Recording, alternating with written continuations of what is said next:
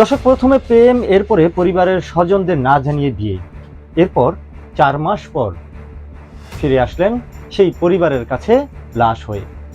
দর্শক, ইতিপূর্বে আপনারা সকলেই অবগত আছেন যে শরীয়তপুর জেলার নড়িয়া উপজেলার ঘড়িসার এবং ডিঙ্গামানিক এই 2 ইউনিয়নের মধ্যস্থরে যে নড়িয়া কলেজের শিক্ষার্থী তানজিলার হত্যা, সেই তানজিলা হত্যার রহস্যময় মৃত্যু কিন্তু এখনো শুধু নড়িয়া উপজেলায় নয়, পুরো জেলাতেও কিন্তু ঘুরপাক খাচ্ছে।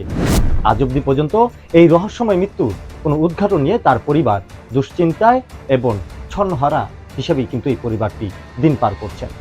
দর্শক, সেই ঘটনার বিষয় নিয়ে আজ আপনাদের মাঝে তুলে ধরব। সাথে এই মুহূর্তে আবারও বলছি, আমি যুক্ত আছি এমএ জব্বার।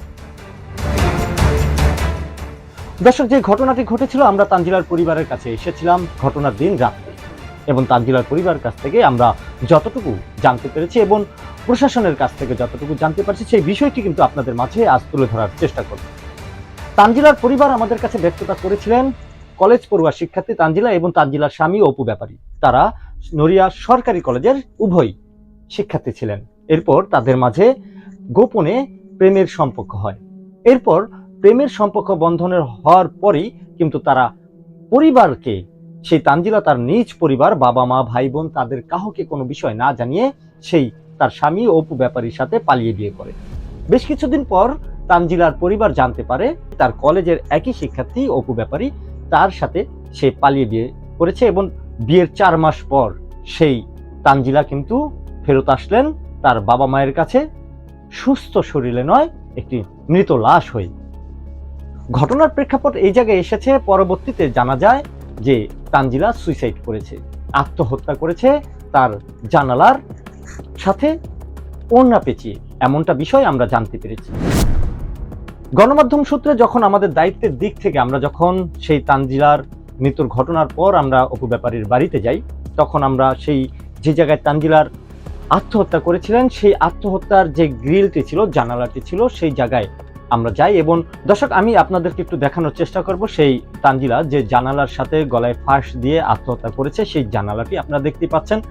সেই জানালা, এই জানালা এবং জানালার পাশেই কিন্তু একটি খাট, তাই সে এই খাট এবং এই জানালার সাথে 5 ফুট 3 ইঞ্চি প্রায় সেই মেয়েটির উচ্চতা, সে কিভাবে আত্মহত্যা এখান থেকে করতে পারে? প্রশ্ন জাগে এরকম, যদি তিনি গলায় ফাঁস দিয়ে থাকেন তাহলে তার ডান সাইড এবং বাম সাইড যেই জানালার গ্রিলটি আছে, সে অবশ্যই, এটা আমাদের ধারণার তথ্য সূত্রে এবং অনেকের সাধারণ জনতার যে ভাষ্যতে আমরা যতটুকু জানতে পেরেছি, যদি জানালার ধরে তিনি গ্রিলটি, যদি একটি ব্যক্তি যদি সুইসাইড করে বা আত্মহত্যা করার চেষ্টা করে, তখন কিন্তু সে বাঁচার জন্য অন্তত তার সেই গ্রিলের ধরে রাখার একটু চেষ্টা করবে, কিন্তু সেই ক্ষেত্রে সে সেটাও চেষ্টা করলো না। পাশাপাশি আপনারা দেখতে পাচ্ছেন যে খাটের আঙ্গিনাটাও কিন্তু জানালার সাথে অনেকটা কাছে। আমরা যদিও আপনাদেরকে সেই জানালার চিত্র এবং সেই খাটের চিত্র এবং সেই ঘরের চিত্রটি আপনাদেরকে আমরা উদাহরণস্বরূপ দেখানোর চেষ্টা করছি, আপনারা দেখতেই পাচ্ছেন।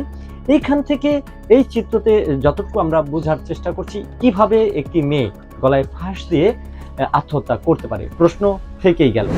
আমরা বলছি না তানজিলা আত্মহত্যা করেনি বা আত্মহত্যা করেছে, আমরা তারই একটি উদাহরণস্বরূপ বিষয়, চিত্র শুধুমাত্র আপনাদের কাছে তুলে ধরার চেষ্টা করলাম। এরপরে নড়িয়া থানায় যে ঘটনাটি ঘটেছে, দর্শক আপনাদেরকে আমরা আবারও বলছি, তানজিলা হত্যার বিষয়টি আজ আপনাদের মাঝে তুলে ধরার চেষ্টা করছি। যে ঘটনাটি ঘটেছে, তানজিলার পরিবার পরবর্তীতে নড়িয়া থানায় অবগত হলেন। নড়িয়া থানায় অবগত হওয়ার পর প্রথম দিন তাদের অভিযোগটি থানা প্রশাসন কিন্তু নেননি, পরবর্তী দিনে কিন্তু তারা অভিযোগটি নিয়ে থাকেন। এরপরে সেখানে অভিযোগ সূত্রতে একটু ব্যতিক্রম ধারার কারণেই কিন্তু নড়িয়া কলেজের শিক্ষার্থী এবং তানজিলার পরিবার একত্রিতভাবে হয়ে নড়িয়া উপজেলাতে কিন্তু একটি মানববন্ধন করেন, এবং নড়িয়া থানার প্রধান যে ফটকটি আছে, সেই ফটকে কিন্তু তারা আন্দোলন করেন। তার পরক্ষণেই কিন্তু নড়িয়া থানার ওসি নিজে এসে যে কলেজের শিক্ষার্থী তানজিলা হত্যা মৃত্যুর বিষয় নিয়ে কিন্তু তিনি আসেন, এবং শিক্ষার্থীদের যে উত্তেজনার অবস্থানটি আমরা দেখতে পাচ্ছেন, আমরা কিন্তু দেখানোর চেষ্টা করছি। এই উত্তেজনার পরিস্থিতিতে কিন্তু নড়িয়া থানার ওসি নিজে এসে ব্যক্ত প্রকাশ করেন যে আসামিরা যদি আদালত প্রাঙ্গণে যান তাদের জামিনের জন্য, সেই ক্ষেত্রেও কিন্তু তারা অ্যারেস্ট হবে। যদি জামিনের জন্য সে কোর্টের দরজায় যায়, সে অ্যারেস্ট হবে। ঠিক তাই হয়েছে। সেই আসামি 3 জন, তানজিলার স্বামী এবং তানজিলার শ্বশুর এবং শাশুড়ি তারা কিন্তু গ্রেপ্তার হয়েছে এবং তাদের জেল হাজতে প্রেরণ করা হয়। এরপর 302 ধারাতে গিয়ে কিন্তু তানজিলার পরিবার আদালত প্রাঙ্গণ থেকে কোর্ট প্রাঙ্গণ থেকে কিন্তু তারা একটি মামলা করেন। অতএব মামলার 306 এবং 302 এই দুই ধারাতে কিন্তু একটা অবস্থান এখনো পর্যন্ত আদালত প্রাঙ্গণে। দর্শক, এই মামলা চলাকালীন অবস্থায় এতদিন পরে কি হলো সেই বিষয়টা আবারও আপনাদের মাঝে আমরা তুলে ধরার চেষ্টা করব। তার আগে আন্দোলনের চিত্রটি একবার আমরা পূর্বে থেকে দেখে নিই।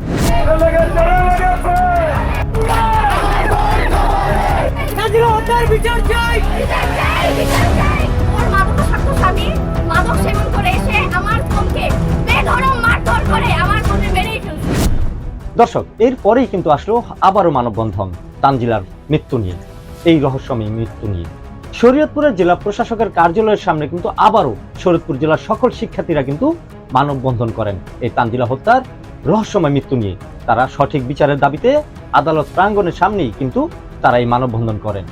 এর কিছুদিন পরেই কিন্তু শরীয়তপুরে আবার এই তানজিলার পরিবার কিন্তু একটি সংবাদ সম্মেলন করে থাকেন নড়িয়া থানার ওসির বরাবর এবং সঠিক বিচারের দাবিতে।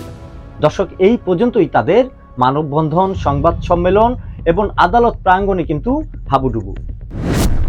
এর পরবর্তীতে মামলার চলমান প্রক্রিয়া যাচ্ছে, এখনো মামলা অবস্থানগতভাবেই আছে। এরপর দর্শক, তানজিলার সেই মৃতদেহ নিয়ে আসলো পোস্টমর্টম রিপোর্ট। পোস্টমর্টম রিপোর্টে বলছে তানজিলা সুইসাইড করেছে, কিন্তু তানজিলার পরিবার এবং শিক্ষার্থীরা এখনো বিশ্বাস করে তানজিলার সুইসাইড করেনি, তানজিলাকে হত্যা করা হয়েছে।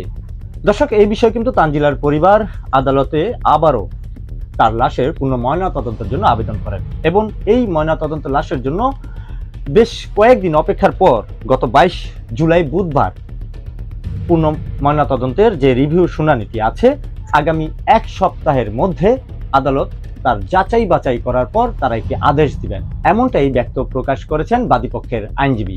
তবে দর্শক, তানজিলার পরিবার এবং সকল শিক্ষার্থীরা এখনো আশা আছেন যে তানজিলার যেই রহস্যময় মৃত্যুটি আছে সেই রহস্যময় মৃত্যুর সত্য উদ্ঘাটন হয়ে আসামিদের সঠিক বিচার প্রেরণ করবেন মহামান্য আদালত, এমনটাই আশা এখন এই পরিবারের, এই অঞ্চলের এবং সকল শিক্ষার্থীদের। সকলে ভালো থাকবেন, সুস্থ থাকবেন। খোদা হাফেজ।